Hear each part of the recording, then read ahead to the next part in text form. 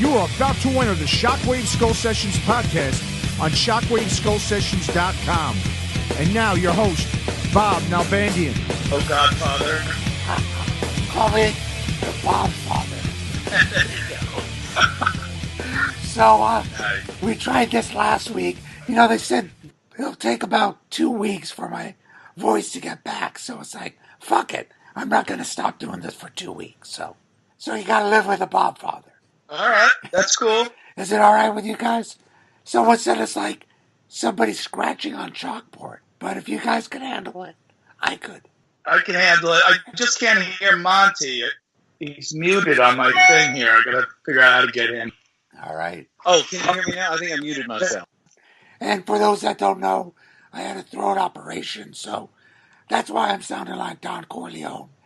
And I thought my voice might intimidate people, make me feel like a fucking badass, make people give me some respect, and maybe I am a little frightened, actually. You're the one that told me I sound like high-pitch Eric.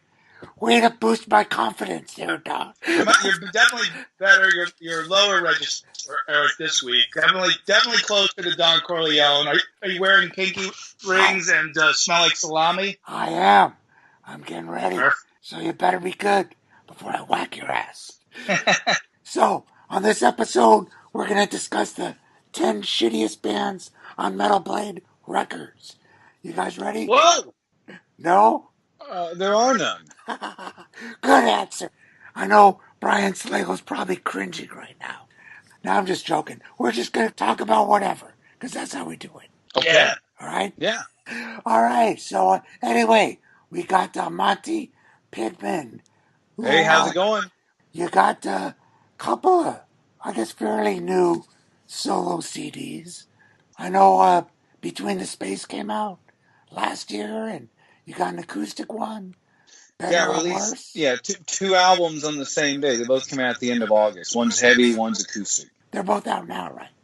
Yes, they're out now on Metal Blade Records. And you did 2 new songs recently, right? Well, those songs come off of the album. Okay, I gotcha. So 2 singles. Yeah, but I did just finish a video for one of the songs on the heavy album. That's it. It's called Changing of the Guard. So that would be out sometime soon.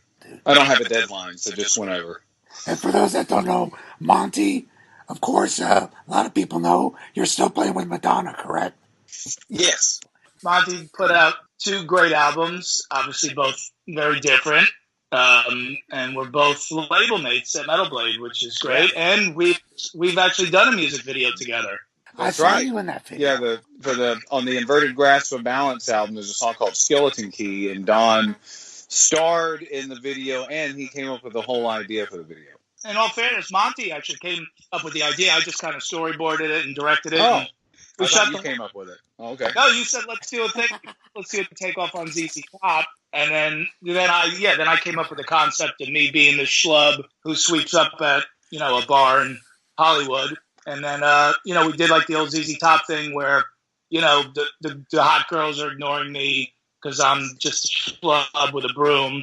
And then Monte comes and gives me the skeleton key, and of course, and the girls in the end. So, yeah, right on. Great video. And actually, the guys from Faster Pussycat are in the video. They were supposed to be ugly girls, but it took a while to get going filming, and then as the alcohol kept going, it just turned into its own thing. They were like, oh, wigs, makeup. So yeah. I'm sure the LBGQ community loves that video. I don't think they even noticed. They probably I think really they just came across as ugly girls. Very cool. Well, Faster Pussycat they're very beautiful women, that Faster Pussycat. Yeah. They are. Dude, first time I met them, I almost thought the one dude was a chick. Speaking of which, Monte had a great story. I gotta tell you, Monte, you still get compliments all the time for that line you did in the Inside Metal movie about poison. I don't remember what you I remember said. That? I hope it wasn't. What did I say? You said that they look like chicks. Okay, I guess that's the theme of what we will always be talking about. Here we are again. The joke I do in my act, where I say, I remember the first female band I ever got into. I didn't even know who they were. They were just so sexy on the front cover of their album. I took it home and masturbated for 2 weeks straight. until I realized it's the first Poison album. No way. And then I Wow. only masturbated to it once in a while after that. See, I never did that. I just thought they were a great female band. I didn't take it that far. Monte says his mom made him return the Wasp album, the second Wasp album. The Last Command, because The my Last sister, Command. I showed it off to my sister. I was like, hey, look what I got. And then I think she got jealous. And so she was like, you're going to let him listen to that? You know how that is with brothers and sisters. And then I didn't even know what, I was too young to even really know what was going on. But then the last song, of course, is Sex Drive. And I remember hearing, like, I think one of my parents goes, what? Your crotch starts to throb. You're taking this back. And I was like, what does that even mean? Are they working out? They're just working out. They're like doing squats. They're on the leg press machine. But Blackie Lawless is known for his squatting technique. That's why he wears those assless chaps. He's got to show off those man buns of his. Oh, yeah. When you think sexy, you think of Blackie for sure. But, yeah, I was with you, Monty. I didn't quite catch all the sexual innuendo. And it's not even innuendo, actually. But I didn't quite catch all the sexual references till later. Well, a lot of it was pretty clever, the way they put that together. You didn't know. Like, there's a lot of Judas Priest songs. You don't necessarily know what he's talking about in the lyrics until someone points it out to you. And then, kind of changes the theme of the song. Well, like what? Like all of them. Yeah, there's a lot of them. All of them. Well, Eat Me Alive is not exactly subtle. Okay, well, maybe not that one. You bring up a good topic, because that was something, especially with 70s bands. When I grew up listening to Zeppelin or AC/DC, I had no idea as a kid. I mean, listening to the Lemon song, I'm thinking, squeeze the juice as it runs down my leg. I'm thinking these kids selling at a lemonade stand and juice runs down his leg or something. Or custard pie, I'm thinking, wow, his mom made him some great custard pie. And he said, fuck, I'm going to write a song about it. That was until you reach puberty. And then you start hearing the lyrics over and over, and you're like, oh, fuck, that's what it means. So it's, you had nobody to tell you. You had no internet, radio stations and stuff. I don't even think they knew or they cared. I mean, they were playing Deep Purple's Knocking at Your Back Door, not knowing that's a song about fucking some chick in the ass, So, but that was it. Yeah, you didn't know that? Yeah, I know. I teach guitar lessons a lot, and I teach kids sometimes, and kids love AC/DC. Like, of all the bands out there, that's one thing that kids just, I don't know if it's the simplicity of it or what, but I was teaching these kids Thunderstruck, and then it kind of dawned on me, like, wait, he's saying, can I come again, please? Oh, God. And I was like, hey, kids, let's do another song. And they're like, oh, we like that song. I was like, no, I can't do that. Bon Scott was the master of that innuendos. Yeah. Oh yeah, Bon had such a just a great twist with words and totally. Yeah. So, but yeah. When you're younger, you don't catch a lot of that stuff, and then as you get older, you're like, oh, all right, that's why my parents didn't like me for about 4 years. It's kind of a lost art. Can you think of any bands today that have any songs like that? They don't need to. You got rap and hip hop. Now you just go for it. Okay, yeah. All right. Maybe so much for chivalry. What was the last one? Lumberjack by Jackal? Yeah, that's true. Jesse James is pretty good with that stuff. Yeah, I mean, pretty obvious, but innuendos nonetheless. So, Don, speaking of bands that have a very clever sense of humor, you've been on the road with Anvil recently. How did that go? Yeah, well, obviously, for anybody who's seen the documentary, it's extremely funny, and obviously there's parts of it where I defy to have a dry eye, especially if you're a musician, you've ever been in a band, and the struggle. But look, it's helping them come back, and it's fun being on. It was fun being on tour with them, man. Sometimes you're backstage, and Rob and Lips will just start going at it about something, and you just feel like, holy shit, I'm in the documentary right now. Like, you really feel like you're in a scene from the doc, because that's exactly how they are. But they're just super, they're super earnest and grateful, guys that were really positive. And yeah, we did 28 shows this last 6 weeks, man. brought metal on comedy tour all over America. Yeah, they're great guys, Lips and Rob. That's kind of a norm now where more comedians opening up for metal bands. Like I know, obviously, Jim Brewer opened for Metallica, and, you're seeing that a lot more. They used to do that back in the day. I know Cheech and Chong used to do a lot of big rock metal festivals in the late 70s. And then it kind Yeah. of got lost for a while. And it's kind of cool you're seeing that come back. How was that for you as a comedian, though? Opening up in front of, I mean, obviously, people know you as a metalhead doing that metal show and stuff, so I'm sure you've got your own metal fans, but is it easier or harder opening up for a band? It's definitely not easier, but Yeah. I've been doing it now for so long on more of a steady basis. But I always loved comics who opened for bands. Like, back in the day, Dice opened for Guns N' Roses, and, Right. Sam Kinison would, like the whole Wild Thing video with Slash and the guys from Aerosmith, and then even Bobcat Goldthwait went out with Nirvana on their first tour, and it was just like, I loved that combination, and it was so cool for a little while, and then it was so not cool at all, like for the longest time. And then when we started doing that metal show, bands would start to ask, like, hey, you should come open for us. And, now probably the last 10 years, I've been doing it more and more and getting out on tours. And, obviously I do my comedy albums through a metal label, so that makes sense. So, I've been a part of helping bring this back. January, February, I was out with Pop Evil. Brewer was out with Metallica. And Larry the Cable Guy was out with Styx. Now that's a party. Oh, that's right. Well, all these comedians, so many metalhead comedians into classic hard rock and metal.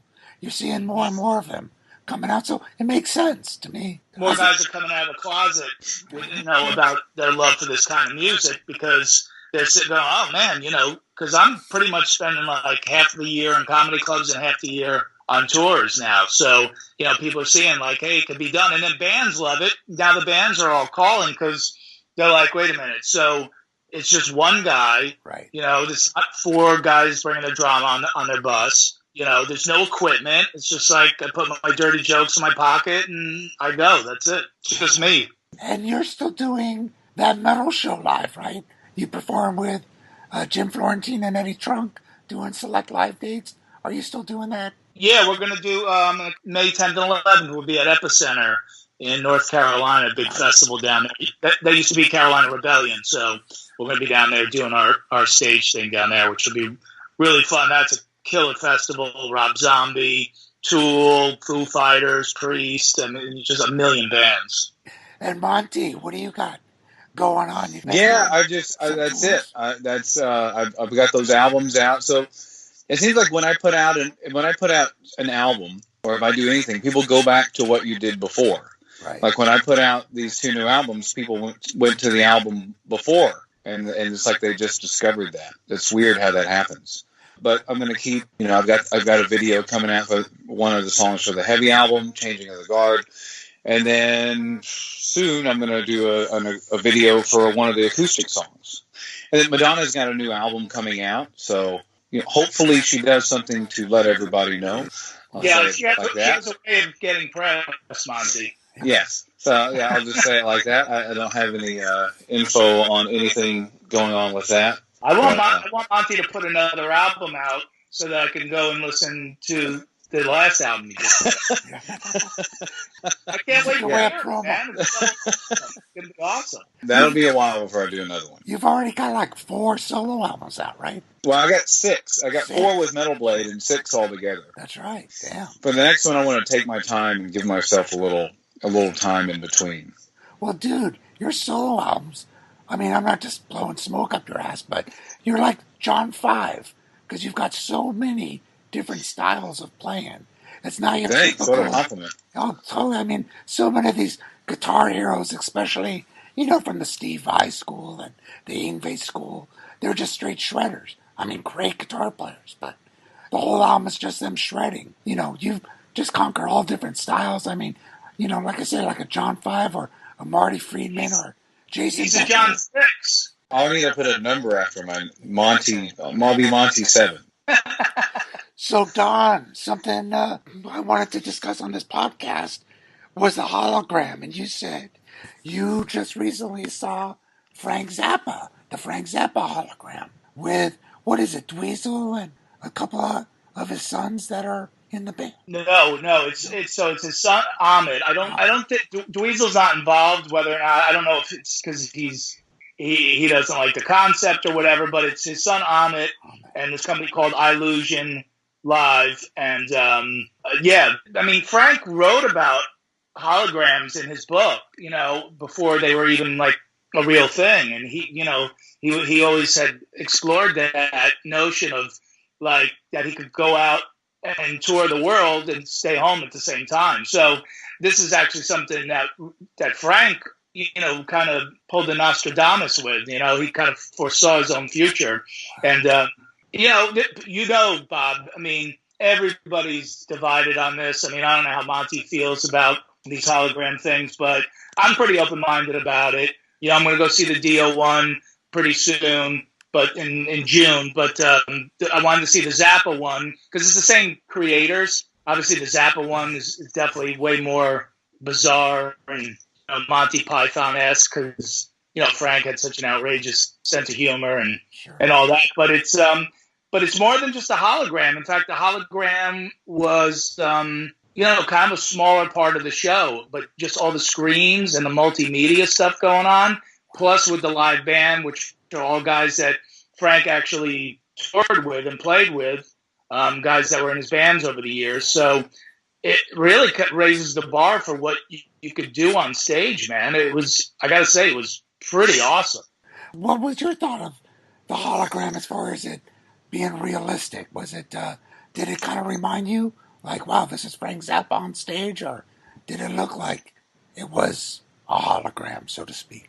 Yeah, obviously, it's not the real thing, but I mean, you can walk around it and stuff if you went up on the stage. So, right. It does have the 3D effect to it, and the attention to detail is so good. Like when he'd be playing a guitar solo, and then he went to, the wah-wah pedal kicked in, like his foot goes up on the pedal board and works the wah-wah pedal. There's even a part in one of the songs where there's a tiny little drum solo in the middle of it, and you see Frank fixing his shirt. Yeah, I'm really interested to see the Dio hologram. I just directed the movie Band vs. Brand, and we did a whole chapter about the hologram. It is very controversial, and it is kind of 50-50. A lot of people think, oh, it's great. A lot of people think, this is crazy. How could you do something like this? So, and I understand both ways, but, a lot of these people are going to die off, if you think, in the next 5 to 10 years. Most are the people we grew up listening to, all our favorite classic hard rock and metal artists from the 70s. What's going to be left after they're off, So maybe this is a way to keep the generations going and to keep the legacy alive for, the Zeppelins, the Sabbaths, the Deep Purples are. Yeah, and I never saw Frank Zappa, play live. So this was my opportunity that's as close as I'm ever going to get to seeing Frank Zappa live. So it was, as a fan, that gave me the opportunity to see, Frank, quote unquote, live. Now, obviously with Dio, I want to be seeing it from a different perspective because I saw Ronnie live many, many times and knew Ronnie. So, it'll be interesting to see it from that perspective. But I'm telling you, 2 years, a year from now, 2 years from now, man, it's just going to be like a natural thing. I think, people said satellite radio will never make it because no one's going to pay to listen to radio. And now regular radio is pretty much dead and everybody has satellite radio. So it takes time to get used to it. I say, great. If somebody wants to do a hologram show, that's you don't have to go see it if you don't want to, but it's better than sitting at home at night too. I think it'd be a cool thing to see, even if it's just a different way of seeing a show. Yeah, and I'm telling you, it's just like I said, with the screens and the different, I mean, there's animation, there's claymation, there's, live footage. It's, it's pretty, it really raises the bar. I mean, even for live bands, they could look at that and take something from it as well, man. Really, the production quality is really high. And, it's cool if you want to criticize it, but go see it first and then decide. Don't just dismiss it. Check it out. Yeah. Make up your mind, from there. But like I said, the hologram, it was cool at the beginning. Like Frank goes, he goes, "Hey, great to see you," and the whole audience, there was probably 1,200 people in this theater, and they all clapped like it was a live show. And Frank goes, "What a trip! Wow, you sound as excited to be here as I am. I'm your head buffoon, and my name is Frank." And boom, and he goes right into it. This is really cool, man. I really dug it. And then he'd go away for a while, and then he'd come back. So it wasn't just that the whole time, which I think was good. It made you kind of want to keep seeing the hologram. But I think if it had been up there the whole time, it would have been weird. That's got to be kind of creepy though, to hear that, and I can kind of understand it. People kind of go, "Wow, that's kind of true." I was sitting next to his son Amit, for most of the show, so that was even weirder because I'm sitting next to Frank's son, and one of the guys who obviously created the show. So I'm glad that I really loved it, enjoyed it, because I was smiling ear to ear pretty much the whole night. And I think it's cool that they, like you say, they mix it up. It's not just the hologram. And like in the Band vs. Brand movie, we talked to Bjorn from the Dio Disciples, and he mentions, we have the Ronnie James Dio hologram, but we also have Oni Logan, and we have Ripper Owens doing real vocals. So we have real vocalists up there too. So it's not like just a whole set of a Dio hologram. So I think by mixing it with claymation or real singers or dancers or whatever, I think that's kind of the key to making it work. I'm sure it was weird for, Amit Zappa to be involved in putting it together. And then probably seeing it for the first time was probably pretty emotional for him.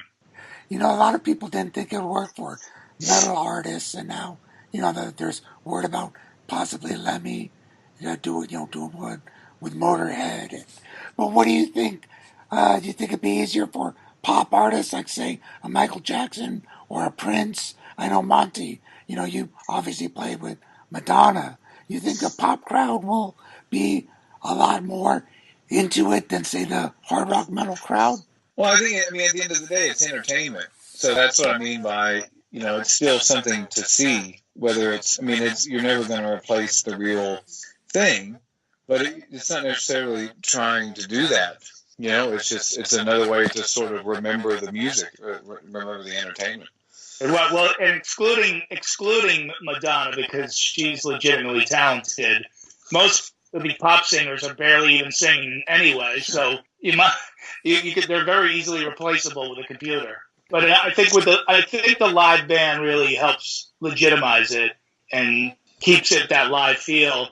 I mean, even when I went to see the Zeppelin, the O2 Zeppelin concert film, people were like, giving it a standing ovation, and people were like cheering like they were at the show. It was pretty wild. And all the Zeppelin, Jimmy and Robert and Jason Bonham and John Paul Jones were all there, and it must have been a weird experience for them to see people, because you really feel like you're at a Zeppelin show.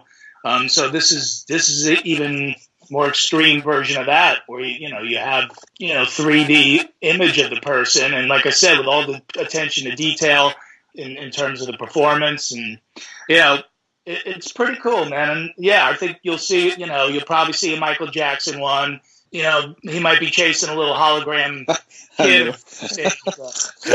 I knew you were going to say something like that. You could say anything on the show. Very obvious, Monte. See my act. There's no surprises. I'm like AC/DC. I play the same three notes. I saw the real Monte Pittman in Nashville recently, and I really dug that you mixed in the acoustic with the heavy stuff, and Monte was just out with Tony McAlpine, right. and that was a really fun night. Billy Sheehan come down, and it was really cool, man. Good to see. I actually wanted more of the acoustic. Really? If I had more time, I would. But when I opened for Sebastian Bach in the fall, and I was able to do a little bit more. Like I could do like 2 songs, sometimes 3 songs, depending on how long my set was. That's an interesting thing for me when I'm doing a set list, like Bob, what you mentioned about having 6 albums out, is you can't even do a song off of each album when you're doing an opening time slot, which is usually 30 minutes, maybe 45 minutes. So what's good is that you're playing your absolute best material, and you can have a dynamite set. Or you could do an instrumental medley. I would never do that. That's funny. Something you mentioned, No medleys. Don, about bands, especially these pop artists. I mean, most of them, as you say, aren't really singing. They got all backing tracks, and now there's all, rumors that's getting into the hard rock metal territory, where before that was just complete blasphemy. And you're hearing about Kiss and Paul Stanley, his vocals are backing, and I remember when I was a kid, and we see that my voice is starting to come back. I feel like Peter Brady. I wish you had a backing track of your voice. I feel like Peter Brady going through changes. Anyway, you're too young for that. Is this really Bob, or is this the hologram? The Bob Father hologram. But I remember bands like ELO and Queen actually got lawsuits when they toured in the 70s just for having backtracks of chorus vocals. Because, obviously ELO and Queen, they're very orchestrated. And they had backtracks of orchestration. And they actually got huge lawsuits because of that.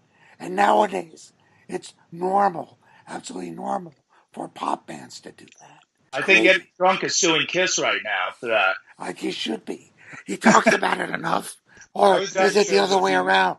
Is Gene suing Eddie? I was doing shows a few years ago where I didn't have the means to have a band with me, but I was doing fly-in shows.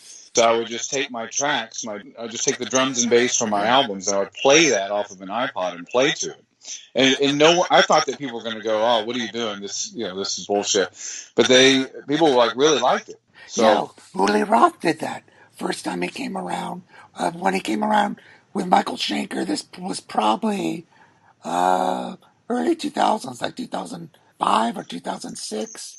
He came around opening for Schenker with just backtrack, doing a lot of Electric Sun stuff because he can afford to bring over a band. And I just saw Uli Roth recently had a 6-piece band, did a fucking 2-hour set, an hour of Electric Sun, hour of Scorpions, and then some bonus shit. Plus he did a VIP show for people beforehand. And it was just fucking brilliant. But, I mean, that's understandable if, you can't bring over a band. Maybe I could get a hologram of a band. There you go. I can do that way. Just all tracks, and when you stay home. I'll just have I'll do the opposite. I'll just have a hologram of an actual band. I said this years ago on that metal show with YouTube and all that, and people, with their phones filming every show and post, like these concerts are up, full concerts are up on YouTube, 10 seconds after the show's over. And so bands are self-conscious about it, man. They're like, they know they got to sound good every night because people are going to post the stuff and they can't take it down fast enough. So they go, we need some help. We don't want the stuff to sound like shit out on the internet because what people do nowadays. They go, oh, okay, Judas Priest is coming around. Let me go on YouTube and see how they sound. And then they decide if they're going to buy a ticket or not. And I'm not saying Judas Priest uses any tracks, but I'm just as an example. And then people go, oh no, they sound terrible. I'm not going to go. And it's like, no, somebody recorded that on a fucking phone. It's not a professional recording. It's never going to sound good. And then I think bands, the backlash has been bands go, all right, we got to make sure we sound spot on every night, so we're going to need some help. It doesn't really bother me that much, honestly, as long as you're still getting live playing because, it's just like anything, man.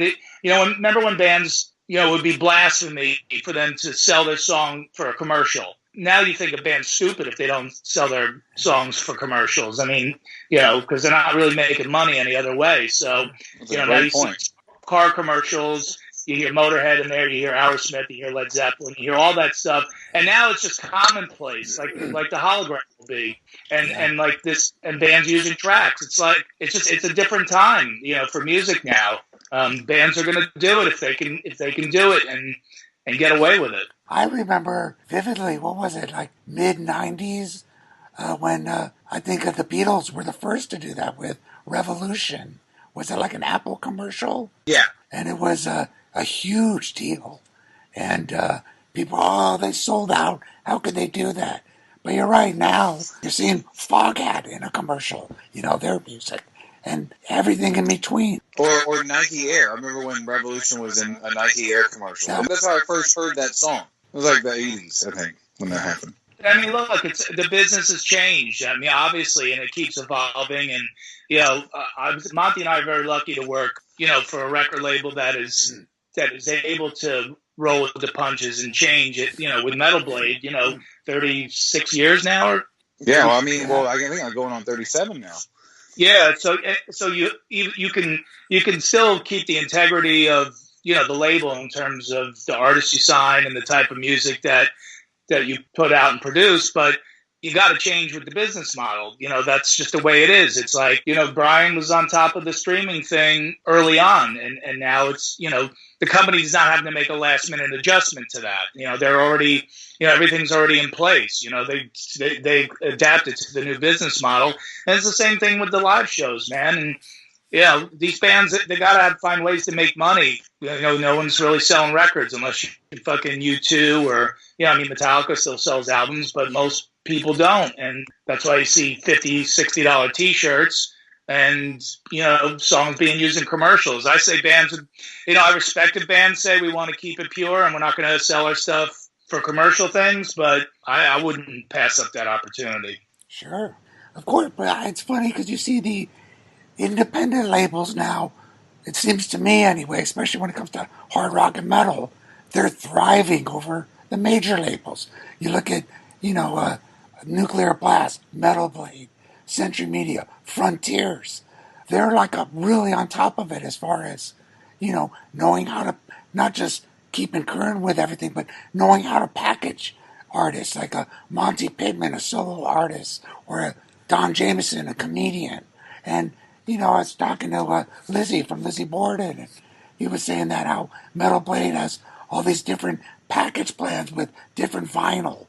You got colored vinyl, there's all different kind of, almost like the VIP packages that you could get. So there's different ways where you can make money, and it's just a way of, like you say, thinking outside the box, and that's what you have to do these days to stay in the business.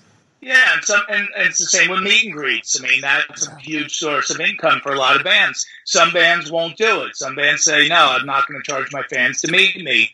And that's fine. I respect that. But I also get it. Look, if you can get the money, and, not everyone's Kiss. Not everybody has 57 different tiers of meet and greet that you can do, This one, Paul Stanley will walk by you and wink at you. That's $1,000. You can take Gene Simmons underwear home. That's $10,000. They have a million different. But even with that, it's like if someone's willing to pay it, go for it. What's funny, we had I don't know if you know Michael Brandfold.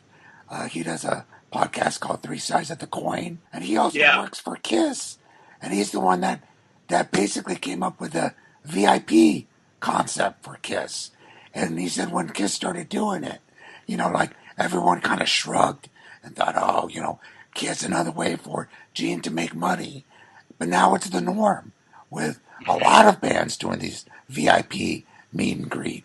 Exactly. And so, like I said, I respect the bands that don't charge for it, but I understand why they do. And I wouldn't take that away from them. So, but these are all the things like, these are good things to discuss, because everyone has sort of a different opinion about it. And the most important thing is that we have the discussion about it. And, like I said, some people will be against it. Some people are never going to give in to the hologram idea, and other people will be a little more open-minded about it. And, but I think that's going to, at the end of the day, that's going to be a commonplace thing, just like selling your music, just like doing meet and greets. And as the business changes, the ways for artists to make money changes. Do you do a meet and greet, Monte? No, I gotta sell every do it shirt for and free, CD right? I can to make it to get gas to get to the next city. My meet and greet is you buying a shirt or a CD, or just grabbing a flyer. You charged me $20 in Nashville. Oh, that was just my hologram. The cool thing that Tony McAlpine did was when he did his meet and greets, he does a private show on the piano. He does a private concert. Yeah, so you get something else from that. You're not just saying hi. Yeah, that's what Uli Roth did. Uli Roth actually did a VIP meet and greet where he did a private classical show for like 50 people, which is really cool. He charges a certain amount, talks to everyone afterwards, one-on-one. So that's really cool. But Monte, being a solo artist, I know a lot of artists, even artists that are in big bands, they now have 4 or 5 different bands that they're in. Where back in the day, you'd just be in one band, and that was it. But obviously, I know you did some shows in Ministry. You were in Prom. Obviously, still in Madonna, and doing your solo stuff. No jokes there, Don. No, tell us, John. Never mind. Come on, I know if they did a Madonna hologram, it would be she'd be chasing a Dennis Rodman hologram across the stage. Okay. All right. Is there a prong joke in there? No, you said I was in Madonna. Anyway, never mind. Let's keep going. Oh. I thought, all right. That's your dirty mind. All right. So, are you actually touring with other bands? Are you still off and on with Ministry? No, I did this tour with Tony McAlpine, and then I'm not going to do anything until Madonna does something again. I'm teaching a lot. I teach guitar lessons online, and I teach all day, every day. So that keeps me busy. And, because, Madonna's got a new album coming out in June, so it won't be long after that before she does, something for that. And so I don't want to book a tour and then have to cancel it. And Bob, that's another good thing that you brought up is it's now commonplace for guys to be in 6-7 bands. I mean, in the time it took you to ask that question, Mike Portnoy just joined 13 more bands. So. Only 13? Yeah, he didn't have enough time to get to 20, but it's acceptable. Like nobody bats an eye at it anymore. But could you imagine if you were a Kiss fan in the 70s and then all of a sudden like Peter Criss was in ELO? Like that would be so weird. Well, people complained about the solo records back in the day, I remember. Yeah, even there was a strong reaction about that. People were like, no, wait a minute. No. Like, I think it was, thought of as, a sign that the band was going to break up. So people got nervous. And now it's sort of like, I do this band, I do that band, and it all kind of works out. And also with Monte doing the lessons, a lot of great talented artists are doing that as well, as an income source. And that's really common, especially obviously with Skype and all that kind of stuff. You don't have to, like when I took guitar lessons when I was a kid, my dad would have to drive me to the guy's house, a couple towns over, and, he'd have to wait for me outside for an hour, and then I'd come out and he'd drive me home. Now it's, hey, what's your Skype handle? Boom, done. PayPal. Yeah, and I email you the lesson. So I'll show you how, I'll show you what to do, and then I'll email it to you. So you don't just have it to where you can have it printed out. If you lose the piece of paper or it gets torn up or something, you have that file on your computer. It's funny, back in the day, you didn't have that. You had to listen to an album, and people had to slow down the record, basically ruin the album. I was one of the first to have, my dad had a Betamax video recorder, so even before MTV, around 81, 82, I collected metal videos, and I had the guys from Slayer coming over, watching, old AC/DC and Sabbath videos. Rocky George would come over to my house, to Huntington Beach from Culver City, drive an hour just to watch Uli Roth taken by force videos. or Michael Schenker videos, Wow. And they'd watch it like, play it again, because they wanted to get, that was the only way. Unless you saw a band in your town play live, that was the only way to see it. That was our social media, Bob. Yeah. Going to the record store and looking through the bins, and then you see somebody looking through a bin of a band you like. Oh, hey, did you get the new, Ted Nugent album? No, is it good? Yeah, it's great. Oh, what are you looking for? Oh, I'm looking for, the new Queen album. Oh, yeah, I got it. It's really good. That was social media. You get videos, and you play them at your house, and your friends all come over. Like you said, your friends would drive an hour to come over. That's the actual social media where we were actually social. And Don, I know you're a huge Angel fan. So what do you think about the new Angel with, obviously you got Frank Domino and Punky Meadows joining forces once again? You've had a chance to see them, right? Yeah, I saw them last year. I missed them this time through, but the only difference now is that they're using the Angel logo, and which goes back to your video, which I thought was great. The band versus brand. That I gotta say, Eddie Trunk was really ahead of the curve on this one. I was a doubter at the beginning, but he was like very insistent. Like, it's the brand.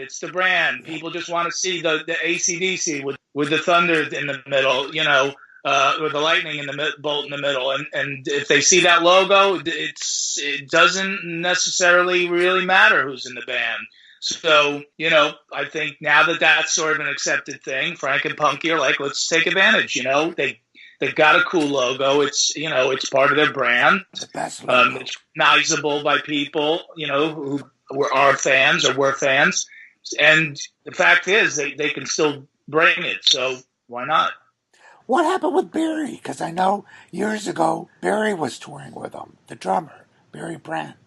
The one I'm surprised about is Felix Robinson, because he's, he lives in New York, and he guested on Punky's album. Yeah. He actually played some shows with Punky, and he did a show with Punky and Frank.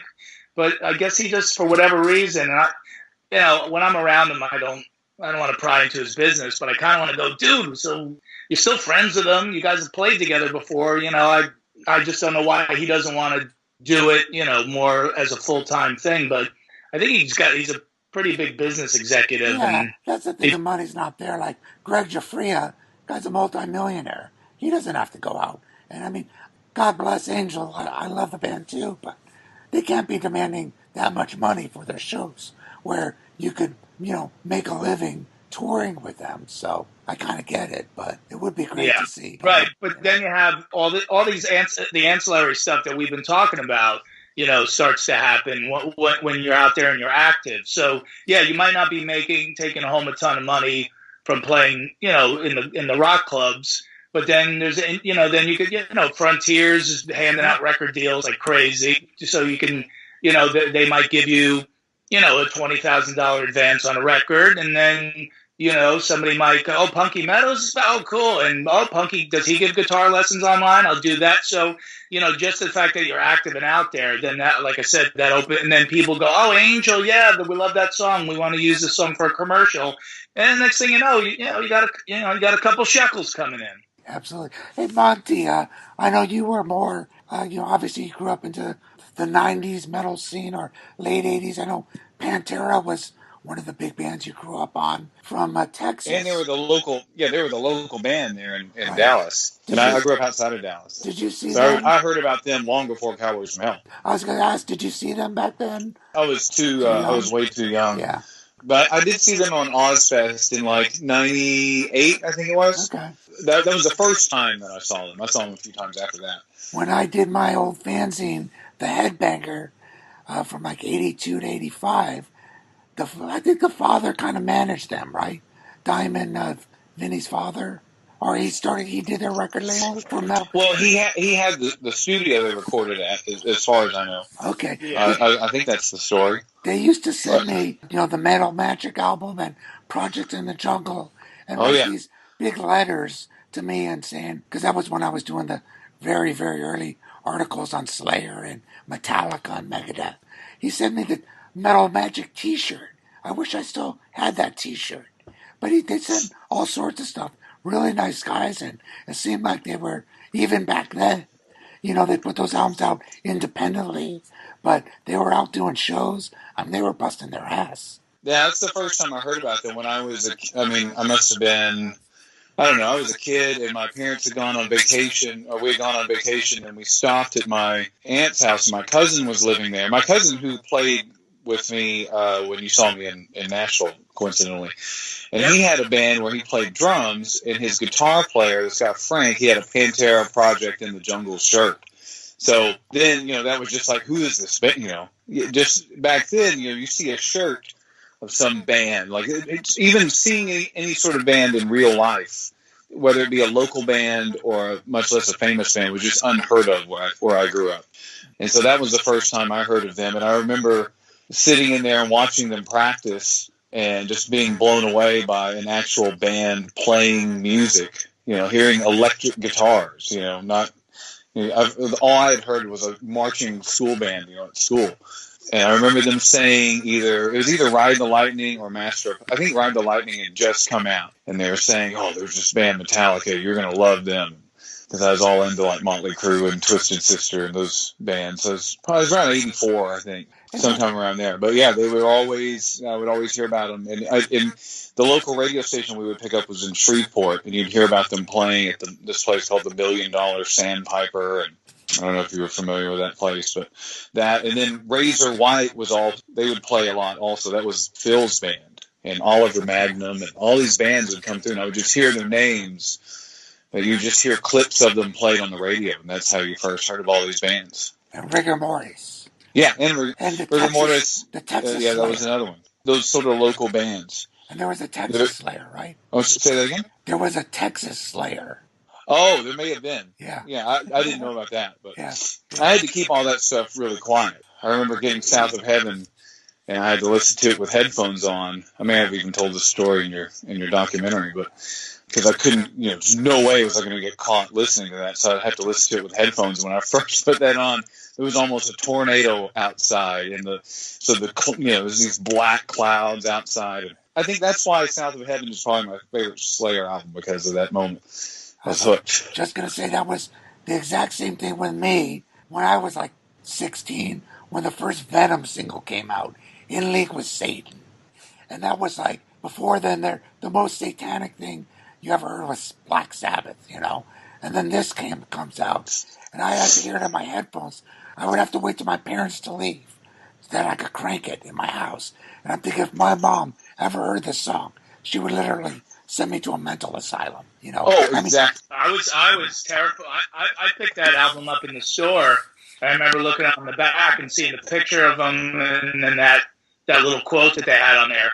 And I literally just dropped the record like back into the rack and was like totally freaked out. Like, oh my God, I have all this bad karma now. Like I just saw, I'm going to go to hell now.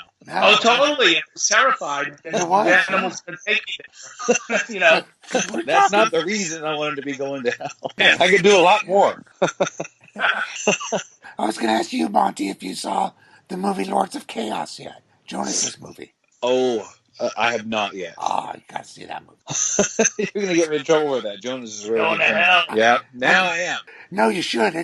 What do you guys think? I mean, obviously there's been a lot of documentaries coming out, and now they say the new thing is the biopic, the new Motley Crue movie that's on Netflix, and Lords of Chaos.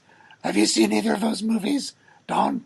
I saw Bohemian Rhapsody. I haven't seen The Dirt yet, but dude, honestly, I really feel like between this sort of this new wave of these younger rock bands coming up, the Greta Van Fleets, Rival Sons, the Struts, them Evils.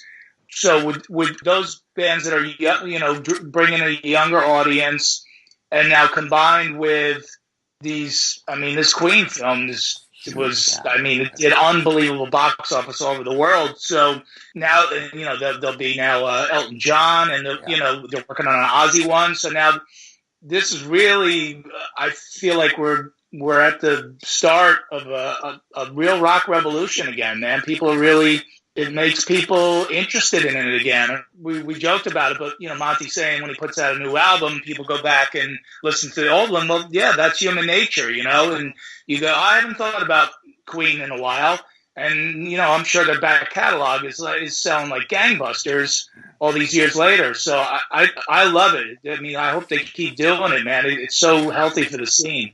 What's funny about catalog music? Like for us, we grew up with the albums. Say a band like a Zeppelin or Sabbath or Judas Priest. You saw the eras, from the debut record and Paranoid on through Sabotage and Technical Ecstasy, then through the Dio years, then through the Killing years, and then through the Tony Martin years. And some of these kids, I mean, it's cool that they're discovering these older bands online, younger kids, but they'll listen to like Tony Martin stuff thinking it's Ozzy. And they're like, wow, Ozzy sounds really different on this song. And it's like they don't have any perspective of the time. That was recorded like 15 years prior or whatever. Or they'll hear like some off Sad Wings of Destiny, then hear some off Painkiller and go, wow, this song really sucks. It's so different. It sounds so light. And it's like, dude, that was from 1973. The production was a lot different. That's the one thing that kind of bugs me about the whole streaming of music. I mean, there were certain things about putting an album together, sequencing the songs, getting the right producer for that album. There were different band members, and a lot of the kids today, they don't see that. They don't realize that. No, you're right, and it's such a different way to digest music, especially for people who are older like myself. But again, it's the new business model, and as long as people are listening, and like I said, if this rock trend continues on, I mean, it's just it's just going to be good for the whole scene in general. I use streaming, but I'll use Spotify or Apple Music, but I'll just use it to listen to something, and then if I like it, I go buy it on vinyl. So that's the purpose it serves for me. I certainly don't want to. I have respect for music. It brings me so much joy in my life, so I want to support the artists. I don't want to take money out of their pocket. When U2 put their album in your iPhone, it was like basically saying, okay, music's worthless. Yeah. It sucks. When a band like U2 could sell millions of albums, gives it away, what does that tell you about any other band? And their music should be free too, right? But you know what, dude? This is the thing that bugs me. Everyone's thinking, U2, they're so cool. They're giving their money away for free. Believe me, Apple paid them millions to have their album on their iPhones, iPads, Apple computers. They didn't do it for free. It's just like bands exclusively, AC/DC or Guns N' Roses selling their records exclusively from Walmart. It's because Walmart's paying them a huge advance to be the only ones to sell it. And it's the same thing with U2. But people have this perception of U2, they're great. They're able to give their music for free. Why can't other bands? It's like, no, dude. They're making money. They're probably making a lot more money by giving it to Apple than they would have back in 1993 selling it on CD. I think it's still in my iPhone. I couldn't figure out how to get it out of there. That's what people are pissed off about. They say once it's in there, you have to go online to find out how to get rid of it. So a lot of people are pissed off about that. So yeah, I actually went back to that album. I really like it. At first, I thought the same thing, but then I wound up hearing something. I was like, "Oh, what is that?" I was like, "Oh, wait, that's one of those songs." Yeah. I'm not judging the quality, whether it's a good album or not, but I'm just saying, we know the behind-the-scenes stuff in terms of, yes, of course, U2 didn't just give it away, but they are giving it. From the fan perspective, they are. They don't know that there's a deal between them and Apple. They just know they got it for free. And any band that's not as big as U2, their music's going to be worthless also. Because if a band of that stature gives it away, then everybody should. And again, that's why everybody's doing the meet and greets and all these other things, which again I have no problem with. The holograms are now an extension of that even. Hey, Monte. Was Prong your first major band you played in? Well, yeah, I joined Prong, but I actually wound up playing with Madonna before Prong had any shows. So I joined Prong right after I moved to LA because I got introduced to Tommy Victor, and he was going to start Prong up again. So we just started, playing and practicing and getting the band going. And then I met Madonna, and I started giving her guitar lessons. And then, I wound up playing with her.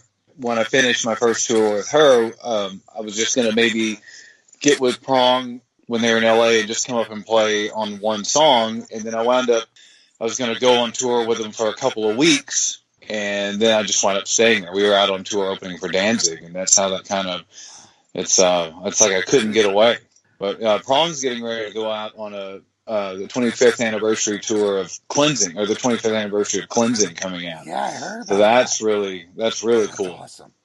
Dude, Snap Your Fingers, Snap Your Neck. It's got to be the greatest song of the 90s. Yeah, absolutely. Shit. That song is just the perfect song. So well. That is just one of the best sounding albums. That production is ever. Just, yeah, the production is insane. It's amazing. Terry Date, right? Yeah, that's Terry Date. Yeah.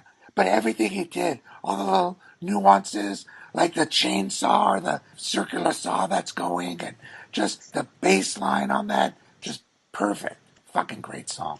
Yeah, the chemistry, everything. The lineup, the time that came out, everything. And, one thing about bands, or the way I see it, is, there was a scene of bands. Now people will talk about, well, there's this one band that people like, or there's this band that people like. But back then, especially in that time, you had Prong putting out Cleansing, you had Pantera putting out Vulgar Display of Power going into Far Beyond Driven, you had Sepultura putting out Chaos AD, you had White Zombie, in between Los Exorcisto and Astrocrete.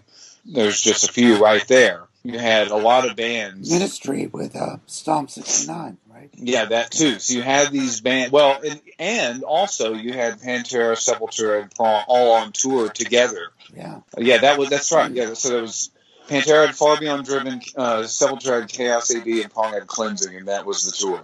Actually, I saw a small club called Jezebel's in Anaheim. It was Voivod headlining with Soundgarden and Prong opening. Wow. Right, yeah. That was 1991, I think. All those bands are a little different from each other, though. What I'm saying, with these bands in particular, you had your own scene, your own style of music, your own genre, really. And it helps everybody. I'll be back on the tour. I can't announce yet, but I'll be back on the road with another band in August, and I'm going to do some dates with another band in the fall in Canada. But you could also come see me at a comedy club, and just I'm on everything, Twitter and Facebook and Instagram, and come join my Instagram because I just started it, so I need some friends on there. I'm the same. Hey, Don, are you still doing? You were doing a podcast for a while too, weren't you? Or was that Jim? Yeah, Jim and Eddie have, that's a lot of people say, you guys should do that another show as a podcast. And I'm like, well, yeah, it's a nice idea just to keep it going with the three of us. But those guys have such popular podcasts on their own. Sure. Eddie's is obviously interview based, and Jim's is just more, it's just, it's like, angry rage comedy, right. Things in the world that he's mad at, and they're both super popular. So no, I'm the only one I think I'm officially the only one on Earth who doesn't have a podcast. You and Monte Pittman should put your own podcast together. That's a really good idea. There you go. Let's do it, man. Just remember, it was my idea. Okay. The Bob Father. You got it. The Bob Father. All right, Monte. All right. So I guess you can't give any info about Madonna quite yet. I can't because I don't know yet. I'm either the first to find out or the last to find out. But she does have a new album coming out, so I hope that she plays some shows and lets everybody know she has a new album coming out. So, and I hope she calls me for it. So I'm sure she will. I'm playing by the rules. So yeah, so that'll be happening at some point. I just don't know when. Unless she has a Monte hologram. Maybe I could just do that. I wonder if the pay is still the same if you do that. Yeah. At least you won't have to show up, right? Right. The hologram's always on time. That's for sure. There. So for me, I'm teaching guitar lessons. You can email me at lessons@montepittman.com, and then I'm everywhere too: Instagram, Twitter, Facebook. And yeah, my albums are out on Metal Blade, just like Dawn. Make sure you check out our albums if you haven't checked them out yet. I'll have a new video for the song Changing of the Guard out soon. And that's about all I got going on that I can think of. Well, definitely check out the Monte Pittman solo albums, of course.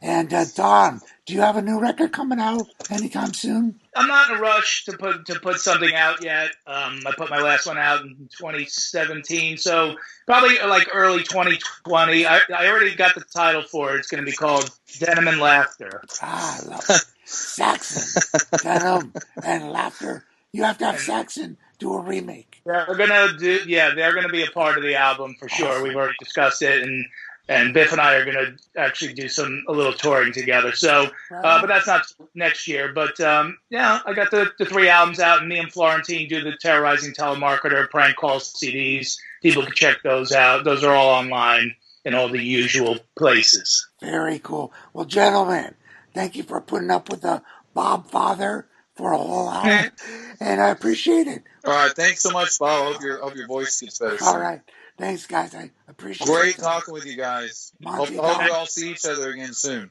or at least get our holograms together. Have your hologram call mine. Okay, all right. Thanks, All right, guys. guys. Have a good one. Thank you for listening to the Shockwave Skull Sessions podcast. Subscribe and listen to all episodes by going to our pages on iTunes, Spreaker, YouTube, Spotify, and more. You can listen to all other episodes and access up-to-date information and news on the Shockwave Skull Sessions podcast by going to our website at www.shockwaveskullsessions.com. Email all comments, questions, and suggestions to shockwaveskullsessions@gmail.com.